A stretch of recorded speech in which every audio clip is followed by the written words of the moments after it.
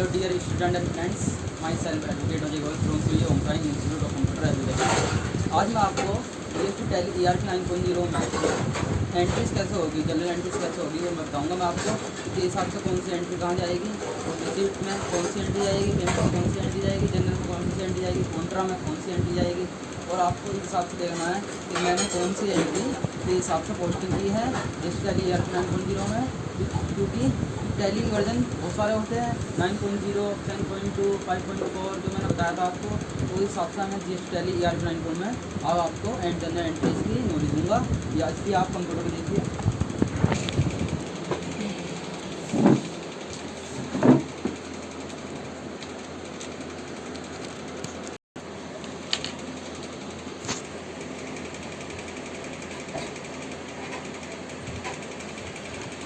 Tally ERP 9. Icon को double click करेंगे।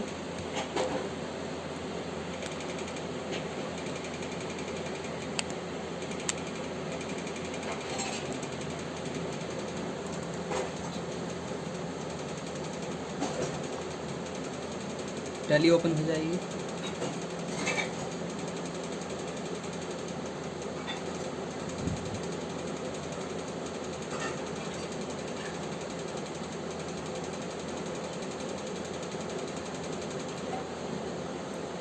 Ask me later करते हैं और वर्क इन एजुकेशनल मोड पे हमें जाना है। ऑल टैब ओपन करके पहले हम अपनी कंपनी खोलेंगे। Open the company, select company और ओम साई ट्रेडर्स के नाम से हम अपनी कंपनी खोल लेंगे। यहाँ मैक्सिमाइज कर देंगे, फुल स्क्रीन आ जाएगी। सबसे पहले मैंने आपको पिछली वीडियो में बताया था कि मास्टर के बारे में, अकाउंट इन्फॉर्मेशन में क्या होगा, इन्वेंट्री इन्फॉर्मेशन क्या होगा, ट्रांजैक्शंस अकाउंटिंग वाउचर में क्या होगा, इन्वेंट्री वाउचर में क्या होगा, यूटिलिटीज़ रिपोर्ट डाटा में क्या होगा, बैंकिंग में क्या होगा, रिपोर्ट्स में क्या होगा, balance sheet, profit and loss, stock summary, ratio analysis, display, जिसे मैंने आपको बताया था। तो मैं आपको एंट्री करने के लिए बता रहा हूँ मैं कि कहाँ पर आपको एंट्री करनी है। ट्रांजैक्शन में अकाउंटिंग वाउचर में जाना है। सपोज करो पेमेंट में एंट्री डालनी है कैश पेड टू अर्जुन और ₹1000। तो हमें अर्जुन का लेजर बना हुआ है, इसमें 1000। अगर लेजर नहीं बना हुआ तो हम ओल्ड सी से लेजर बना सकते हैं।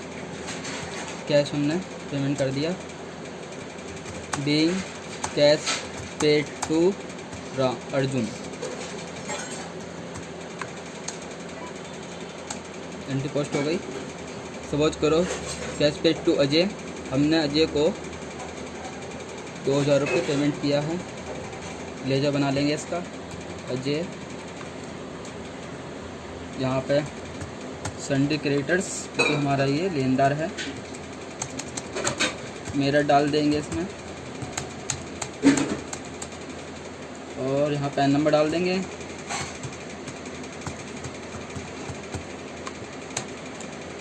और यहाँ पर GST नंबर डाल देंगे।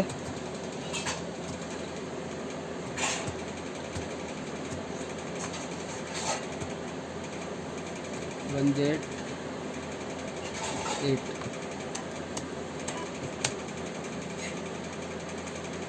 2000 हमने कैश पेड कर दिया। अगर बैंक से पेड करेंगे तो हम चेक से पेड करेंगे तो बैंक आ जाएगा यहाँ पर। Being cash paid to Ajay, ये हमने पोस्ट कर दी है। अगर आपको रिसिप्ट में एंट्री करनी है तो F6 करना है। सपोज करो cash received from Mohan of ₹10,000। Mohan का लेजर नहीं है इसमें, तो ऑल्ट सी करके हम लेजर बना लेंगे। रिसिप्ट कर रहे हैं तो हम सन्डे डेटर्स में डालेंगे, क्योंकि हमने इसे सेल की है। मेरा डाल देंगे यहाँ पे।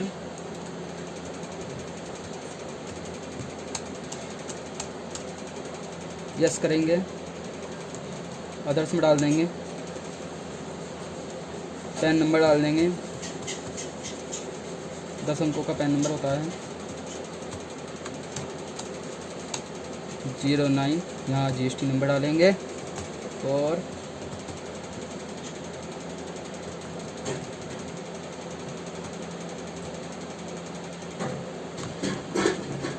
यस करेंगे। यहाँ पे डिटेल डाल देंगे। मोहन से हमने 10,000 रुपये रिसीव कर लिए कैश में। Being cash received from Mohan. Suppose करो मोहन से हमने चेक प्राप्त किया, check receive from Mohan of ₹1 lakh. तो हम क्या करेंगे, रिसिप्ट में ही एंट्री डालनी है। ये यहाँ पे मोहन आ जाएगा 1 लाख, और यहाँ पे स्टेट बैंक ऑफ इंडिया बना हुआ है लेजर। दिखा दूँ मैं आपको, कंट्रोल एंटर से अगर लेजर खोलना है तो खोल के देख सकते हो। SBI का लेजर बना हुआ है। बैंक अकाउंट्स में हमने इसका ग्रुप डाला है। एस्केप करके बैग जा सकते हो आप। इंस्ट्रूमेंट नंबर आ जाएगा यहाँ, चेक नंबर, यहाँ बैंक आ जाएगा, इस पर SBI bank. Being check received by Mohan. F4 इसमें काउंटर आवाज हो जाती है। अगर हम बैंक में कैश डिपॉजिट कर रहे हैं और बैंक से कैश विड्रॉ कर रहे हैं तो उसके लिए हमें काउंटर में एंट्री डालनी है। अगर एक बैंक से दूसरे बैंक से ट्रांसफ़र कर रहे हैं तो F4 में ही एंट्री करनी है आपको। सपोज करो मैंने बैंक में 10,000 रुपये जमा किए, cash deposit with the bank और ₹10,000। तो उसके लिए हम SBI 10,000 इंस्ट्रूमेंट नंबर डाल देंगे, चेक नंबर का इंस्ट्रूमेंट नंबर, कैश हमारा कैश क्रेडिट होगा और SBI डेबिट होगा। 1,000 2,000 रुपये के हमने 5 नोट 10,000 रुपये हमारे ये हो गए हैं। Being cash deposited with the bank में एंट्री। अगर बैंक से हमें पैसे निकालने हैं, कैश विड्रॉ बाय SBI और ₹1,000, तो उसके लिए हमें SBI 1,000 इंस्ट्रूमेंट नंबर, और यहाँ पे कैश डेबिट हो जाएगा अगर हम निकालेंगे, और बैंक क्रेडिट हो जाएगा। Being cash withdrawal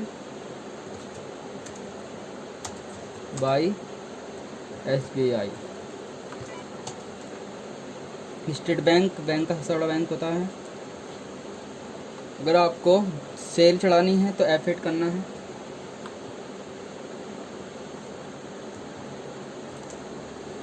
TI 1 bill काट रहे हैं हम। अर्जुन को हमने माल बेचा, डिलीवरी नोट डाल देंगे यहाँ। डिस्पैच डॉक्यूमेंट नंबर आएगा यहाँ, डिस्पैच थ्रू आएगा, Kanpur transport, destination Meerut, GR number डाल देंगे। LR नंबर GR नंबर होता है। Bills of loading LR R number और GR नंबर। यहाँ पे डेट डाल देंगे 1.4 मोटर बाइक का नंबर डालेंगे UP 17B 4576। Order number, more terms of payment 30 days, terms of delivery, cash और बैंक, वो ध्यान से देखना, ये एंट्री बहुत इंपॉर्टेंट है। एंटर करेंगे, सेव कर देंगे। सेल्स लेजर आएगा यहाँ पे। सेल्स सब को नेचर फ्रेश हमने सेल किया है। नेचर फ्रेश सो क्वांटिटी 1,000 रुपये के रेट से। CGST लगा देंगे इसमें, यूपी में है। CGST का लेजर नहीं है, और सी करेंगे CGST central goods and service tax, duty and taxes में जाएगा ये। GST में डालेंगे इसे, सेंट्रल टैक्स में डालेंगे इसको, क्योंकि CGST बनाया है मैंने। और यहाँ पे 2.5% 2.5 डाल देंगे, अपना एडजस्ट कर लेगा। नॉर्मल वो राउंडिंग कर लो या डाउनवर्ड राउंडिंग कर लो या अपवर्ड राउंडिंग कर लो, फ़र्क पड़ता है, क्योंकि नॉर्मल में तो नॉर्मल रहेगा, अपवर्ड में बढ़ जाएगी फिगर और डाउनवर्ड में डाउन हो जाएगी। ठीक है, हमने नोट अपडेट करना है। यस कर देंगे इसको। चेक से हम पेमेंट लेंगे, यहाँ पे ऑटोमेटिक नहीं आया,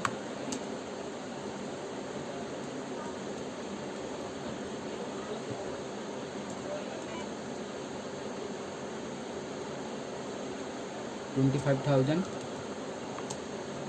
और SGST डालेंगे यहाँ पे,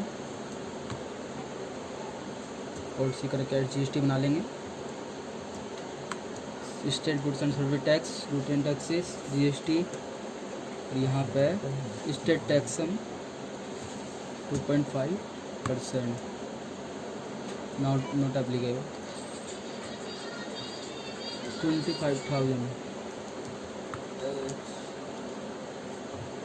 यस डाल देंगे। EV बिल नंबर लिख देंगे यहाँ पे, जो बता रहा हूँ मैं आपको। यहाँ पे 1/4 generated by me, home site address, यहाँ पे GST नंबर मैंने EV बिल नंबर फीड कर दिया है। यहाँ लिख देंगे being goods sold to Arjun,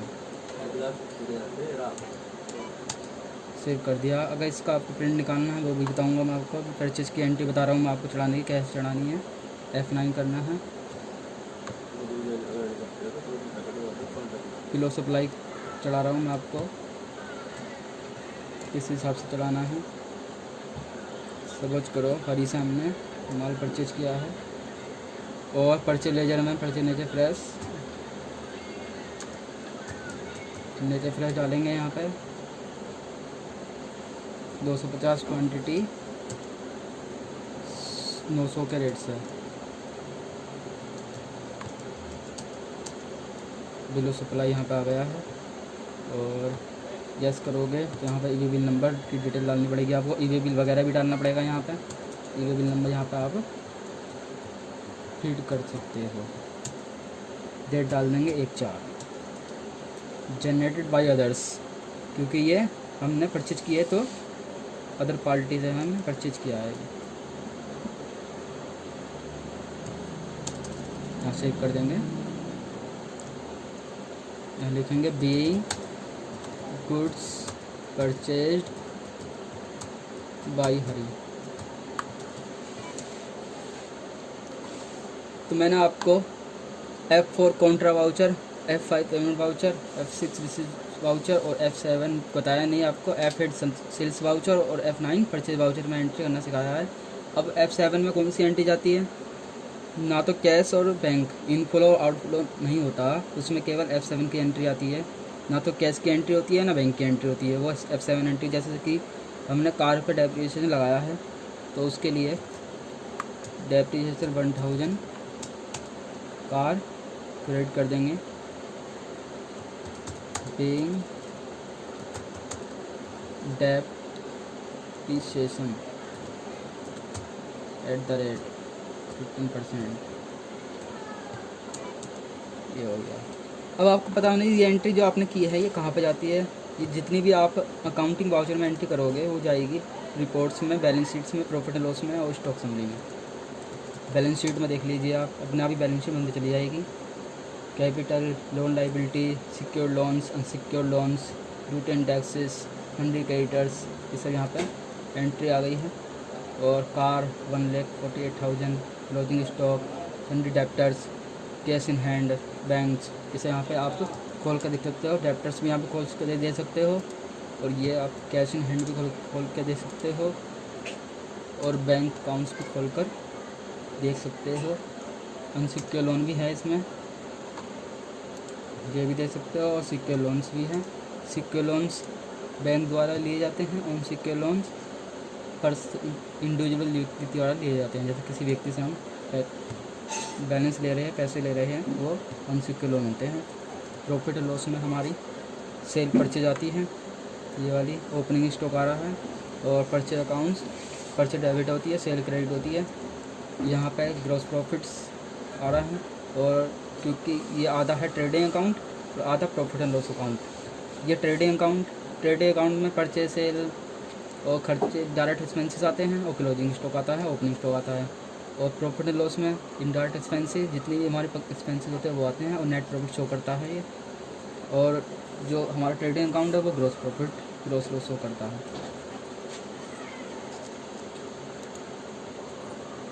stock summary में स्टॉक की वैल्यू आती है जितना हमने इन्वर्ट्स किया, जितना आउटवर्ड्स किया। इन्वर्ट्स क्या होता है, जो हम परचेज कर रहे हैं और प्रोडक्शन कर रहे हैं, और आउटवर्ड्स वो होता है जो हम सेल कर रहे हैं, कंजप्शन कर रहे हैं। जो भी यहाँ पे दिखा देगा कितने कितने हमने हरी से हमने आउटवर्ड किया, हरी को बेचा है, हरी से फिर परचेज कर लिया, फिर अर्जुन को हमने बेचा है, और हरी से हमने फिर दोबारा से परचेज कर लिया। इस हिसाब से स्टॉक मेंटेन होता रहेगा। केवल आपको अकाउंटिंग ट्रांजैक्शन में एंट्री पोस्ट करनी है।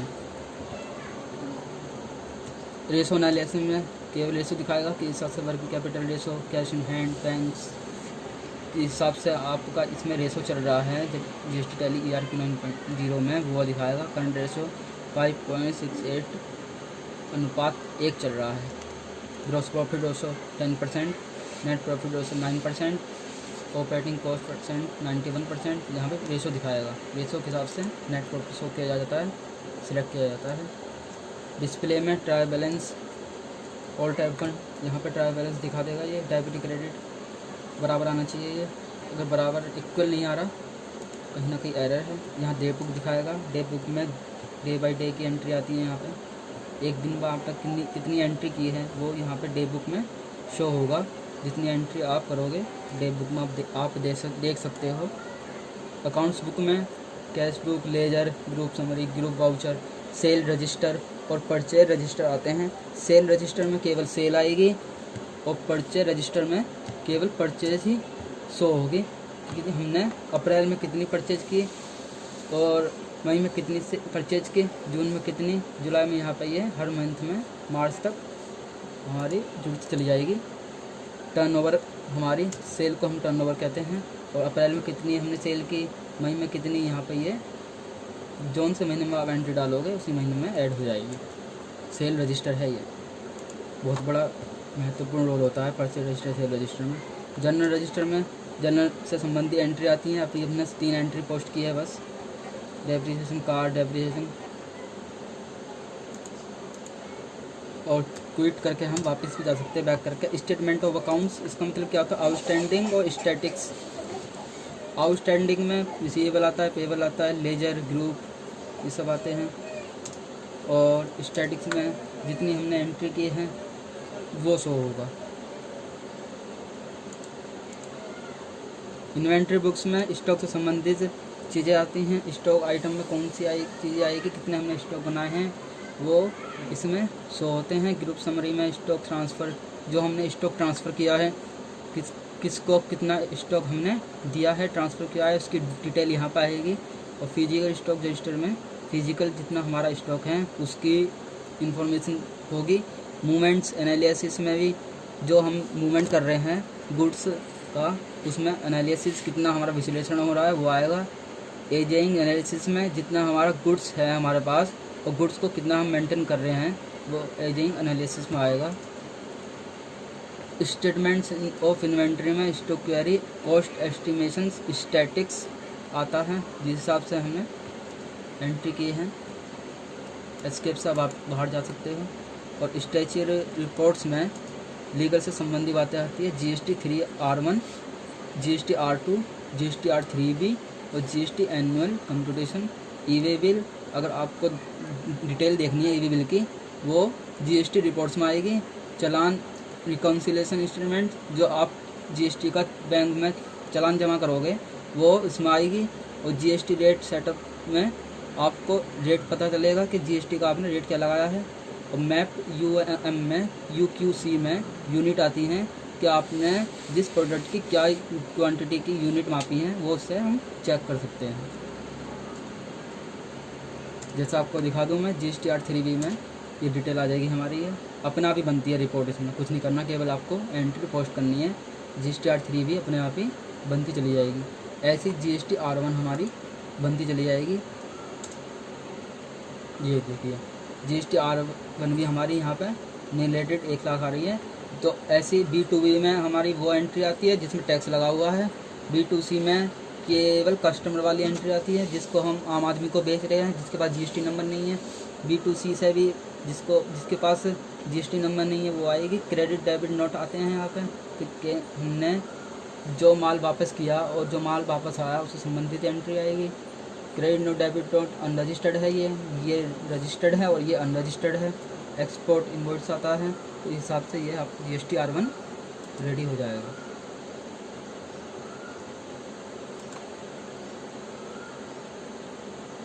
तो मैंने आपको क्या बताया है, कैश फ्लो और फंड फ्लो में कौन सी एंट्री आती है। कैश फ्लो में वो एंट्री आएगी जैसे हम कैश का मूवमेंट्स कर रहे हैं, कितना हम बैंक में जमा कर रहे हैं और कितना हम बैंक से निकाल रहे हैं और कितना हमने जिसको दिया है बैंक से संबंधी बात लोन के लिए, जो लोन से संबंधी आती है कैश कितना हम मेंटेन कर रहे हैं। जैसे CC लिमिट होती है हमारी, कैश से संबंधी हमारी बात है इसमें।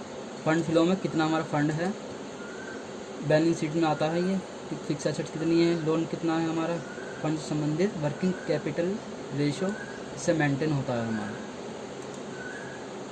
इस हिसाब से मैंने आपको बताया कि अकाउंटिंग ट्रांजैक्शन वाउचर में कौन सी एंट्री आएगी और अकाउंटिंग वाउचर में एंट्री करने के बाद आपको रिपोर्ट्स में, बैलेंस शीट में, प्रॉफिट एंड लॉस में, स्टॉक समरी में, रेशो एनालिसिस में, डिस्प्ले में कौन सी एंट्री आएगी। और इसी हिसाब से आप जैसी एंट्री डालोगे अकाउंटिंग वाउचर में वैसे ही बैलेंस शीट बनेगी। एक्चुअल डालोगे तो एक्चुअल बनेगी और अनएक्चुअल डालोगे तो अनएक्चुअल बनेगी।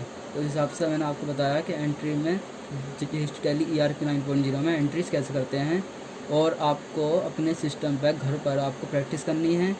और एक बात ध्यान रखना, मेरा चैनल सब्सक्राइब करना मत भूलना, लाइक करना मत भूलना। जिस तरह से आपको ये वीडियो आगे से और मिलती रहेगी GST से संबंधित। अगर आपको कुछ पूछना है GST से संबंधित बातें तो आप कमेंट करके पूछ सकते हैं। तो आज के लिए इतना ही, नमस्कार।